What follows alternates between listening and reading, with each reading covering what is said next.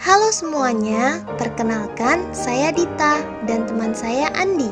Di sini, kami akan membantu teman-teman untuk mengenal dan cara memfasilitasi ABK.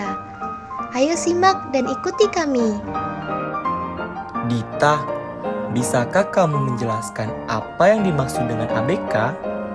ABK atau anak berkebutuhan khusus adalah anak yang memiliki kebutuhan khas. Setiap anak yang berkaitan dengan kondisi fisik, sosial, emosional, mental, atau kecerdasan dan keberbakatan yang membutuhkan pendidikan secara khusus untuk mengembangkan potensinya. Nah, setelah kita mengetahui apa yang dimaksud dengan ABK, selanjutnya akan kita jelaskan mengenai karakteristik dari ABK. Baiklah teman-teman, ABK memiliki berbagai karakteristik tersendiri sebagai berikut. Tunanetra atau anak dengan gangguan penglihatan adalah anak yang mengalami gangguan daya penglihatan sedemikian rupa sehingga membutuhkan layanan khusus dalam pendidikan maupun kehidupannya. Untuk mengenali anak-anak tunanetra dapat dilihat melalui ciri sebagai berikut. 1. Kurang melihat atau kabur, tidak mampu mengenali orang pada jarak 6 meter. 2. Kesulitan mengambil benda kecil di dekatnya. 3. Tidak bisa menulis mengikuti garis lurus. 4. Sering meraba-raba dan tersandung waktu berjalan. 5. Bagian bola mata yang hitam berwarna keruh atau bersisik kering. 6. Tidak mampu melihat. 7. Peradangan hebat pada kedua bola mata. Dan 8. Mata bergoyang terus. Tunarungu. Tunarungu adalah anak dengan gangguan pendengaran, baik secara ringan maupun berat. Karakteristik anak tunarungu: pertama, tidak mampu mendengar. Kedua, terlambat perkembangan bahasa. Ketiga, sering menggunakan isyarat ketika berkomunikasi. Keempat, kurang tanggap bila diajak berbicara. Kelima, ucapan kata tidak jelas. Keenam, kualitas suara monoton. Ketujuh, sering memiringkan kepala dalam usaha mendengar. Tunawicara merupakan ketidakmampuan seseorang untuk berbicara. Hal ini disebabkan adanya gangguan pada organ berikut: pita suara, paru-paru, mulut, lidah, langit-langit, dan tenggorokan. Karakteristik anak tunawicara sebagai berikut. 1. Berbicara keras dan tidak jelas atau suara terdengar sengau. 2. Suka melihat gerak bibir atau gerak tubuh teman bicaranya untuk memahami maksud pembicaraan. 3. Telinga mengeluarkan cairan atau lendir. 4. Cenderung pendiam karena kesulitan mengungkapkan perasaannya. 4. Tunagrahita. Tunagrahita merupakan suatu keadaan di mana anak mengalami keterbelakangan dalam menyesuaikan diri dengan lingkungannya dan ditunjukkan dengan kurang cakupnya mereka dalam memikirkan hal-hal yang bersifat akademik. Adapun karakteristik anak tunagrahita adalah: 1. Lamban dalam mempelajari hal baru. 2. Kesulitan dalam mengeneralisasikan dan mempelajari hal baru. 3. Kemampuan berbicara sangat kurang. 4. Cacat fisik dan perkembangan gerak. 5. Kurang mandiri. 6. Tingkah laku dan interaksi yang tidak lazim. 7. Tingkah laku kurang wajar secara terus-menerus. Tunadaksa, karakteristik fisik anak tunadaksa biasanya selain mengalami cacat tubuh, juga mengalami gangguan lain, seperti berkurangnya daya pendengaran, penglihatan, gangguan bicara, dan gangguan motorik lainnya. Ciri-ciri tunadaksa dapat dijelaskan sebagai berikut. 1. Jari tangan kaku dan tidak dapat menggenggam. 2. Terdapat bagian anggota gerak yang tidak lengkap atau tidak sempurna atau lebih kecil dari biasa. 3. kesulitan dalam gerakan atau tidak sempurna, tidak lentur atau tidak terkendali atau bergetar. 4. Terdapat cacat pada anggota gerak. 5. Anggota gerak layu, kaku, lemah, atau lumpuh. Tuna laras. Tuna laras merupakan gangguan atau kelainan tingkah laku sehingga kurang bisa menyesuaikan diri dengan lingkungannya. Adapun ciri-ciri, yang pertama, cenderung membangkang. Kedua, mudah terangsang emosinya. 3. Sering melakukan tindakan agresif, merusak, dan mengganggu. 4. Sering bertindak melanggar norma sosial atau susila ataupun hukum. 5. Cenderung prestasi belajar dan motivasi rendah, sering bolos atau tidak masuk sekolah. Anak kesulitan belajar spesifik adalah keadaan pada seorang anak yang mengalami ketidakmampuan dalam belajar. Keadaan ini disebabkan gangguan proses belajar di dalam otak.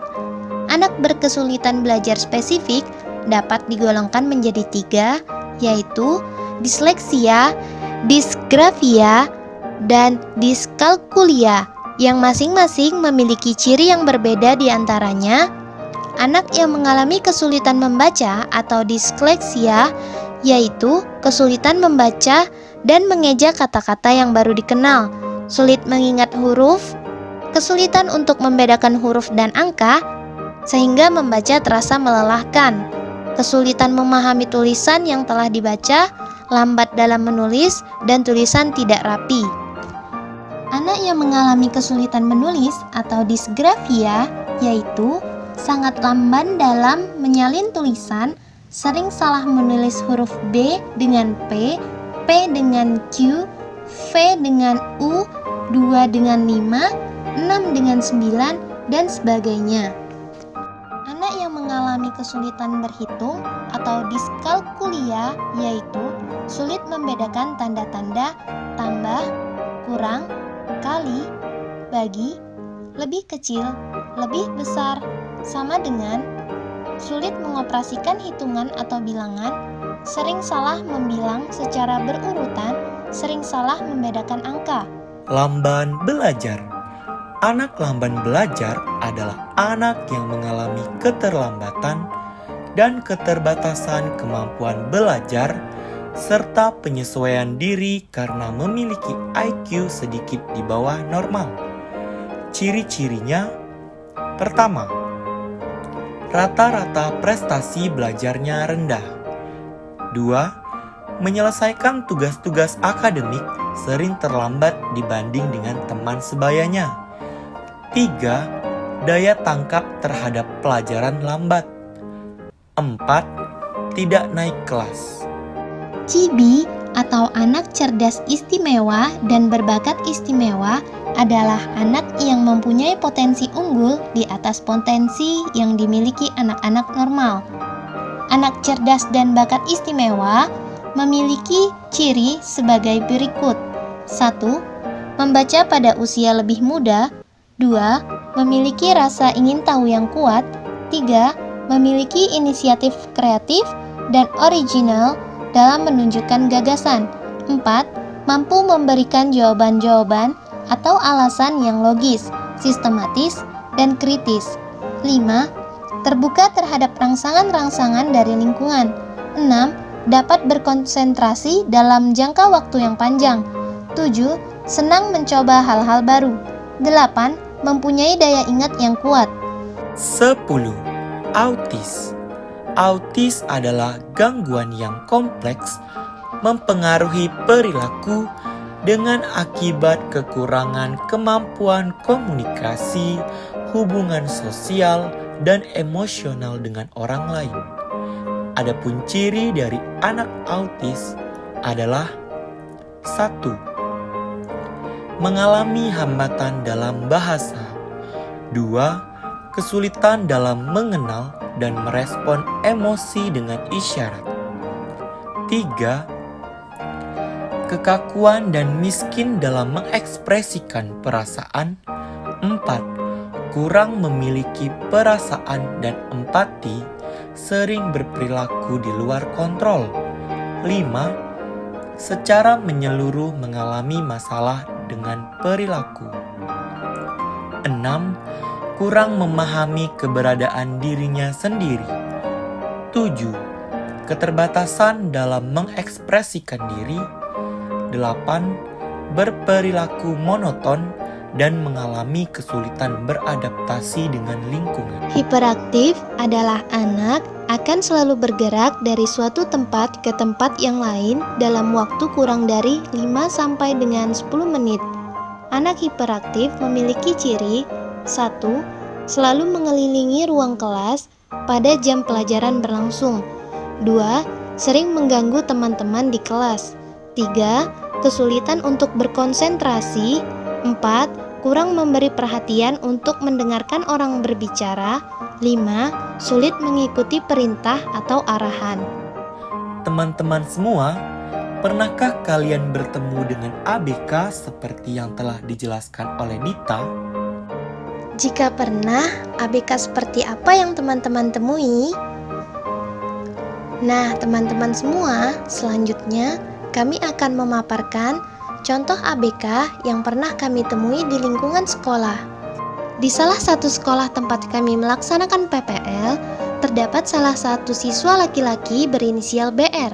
Jika dilihat dari sisi fisiknya, anak tersebut tidak terlihat jika masuk dalam kategori anak berkebutuhan khusus atau ABK.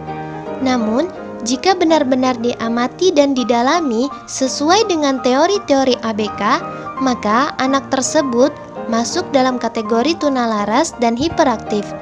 Dikatakan tunalaras karena sikap atau perilaku yang ditunjukkan BR sesuai dengan karakteristik ABK tunalaras.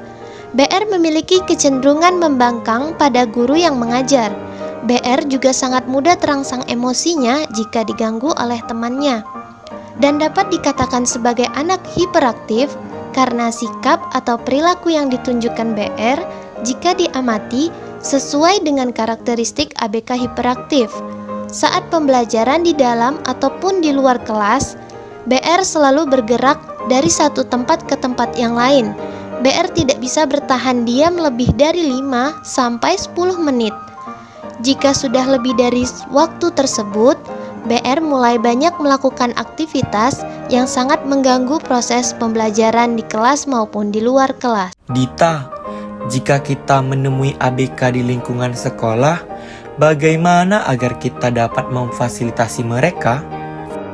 Baiklah, Andi dan teman-teman, yang dapat kita lakukan untuk memfasilitasi teman ABK kita yakni dengan 1. Peran guru dan pendidik khusus dalam kegiatan identifikasi dan asesmen program kebutuhan khusus. Kegiatan identifikasi dan asesmen di mana orang tua yang telah menyadari dan menerima bahwa anaknya berkebutuhan khusus dapat melengkapi data administrasi seperti tes kesehatan dan tes psikologi. Kegiatan identifikasi tidak hanya dilaksanakan oleh guru pendidik khusus, akan tetapi guru reguler juga membantu. 2. Peran guru pendidik khusus dalam kegiatan penyusunan program kebutuhan khusus. Kegiatan penyusunan program tidak lepas dari proses asesmen yang telah dilakukan di sekolah. Hasil asesmen yang telah didapatkan menjadi salah satu pedoman dari guru pendidik khusus dalam mempersiapkan program pembelajaran. 3. Peran guru pendidik khusus dalam pelaksanaan program kebutuhan khusus. Pada pelaksanaan program kebutuhan khusus, yang terlibat hanya guru pendidik khusus dan siswa itu sendiri, karena program ini sudah bersifat individual. 4. Peran guru pendidik khusus dalam kegiatan evaluasi program kebutuhan khusus. Pembelajaran yang diberikan oleh guru pendidik khusus dapat dikatakan berhasil jika peserta didik dapat melakukan tujuan pembelajaran dengan baik. Dan untuk mengetahui bahwa sebuah program pembelajaran telah memberikan dampak yang baik bagi perkembangan peserta didik adalah dengan proses evaluasi. Baiklah teman-teman, Dita dan Andi telah membahas mengenai ABK dan bagaimana cara memfasilitasinya. Saya Dita dan teman saya Andi, kami mengucapkan terima kasih dan semoga videonya bermanfaat untuk teman-teman semua. Sampai jumpa di video selanjutnya.